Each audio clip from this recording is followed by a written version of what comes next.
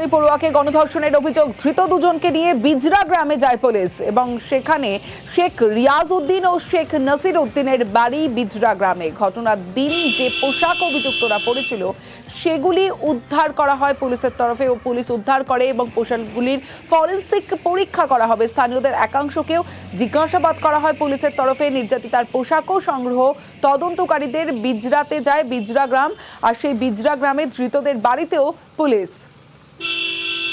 ধৃত দুজনকে নিয়ে বিজরা গ্রামে যায় পুলিশ, কারণ ধৃত যে দুজন শেখ রিয়াজ উদ্দিন এবং শেখ নাসির উদ্দিনের বাড়ি এই বিজরা গ্রামে। ঘটনার দিন যে পোশাক অভিযুক্তরা পরেছিল সেগুলি উদ্ধার করে পুলিশ, যেগুলো ফরেনসিকে পাঠানো হবে। এই জঙ্গলেই কিন্তু প্রায় 2 ঘন্টা ধরে চলে তদন্ত প্রক্রিয়া।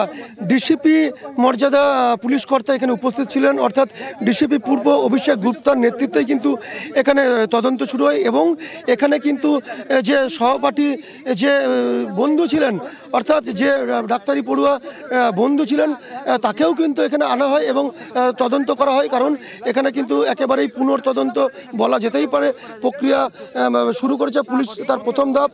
এবং এই ঘটনায় মোট 5 জনকে গ্রেপ্তার করা হয় ইতিমধ্যেই কিন্তু, এবং এই 5 জনের পোশাক বাজেয়াপ্ত করে পুলিশ। পাশাপাশি নির্যাতিতার যে পোশাক সেটিও কিন্তু বাজেয়াপ্ত করে পুলিশ এবং ফরেনসিকের জন্য পাঠানো হয়। দুর্গাপুর থেকে অর্পণ চক্রবর্তী, নিউজ 18 বাংলা।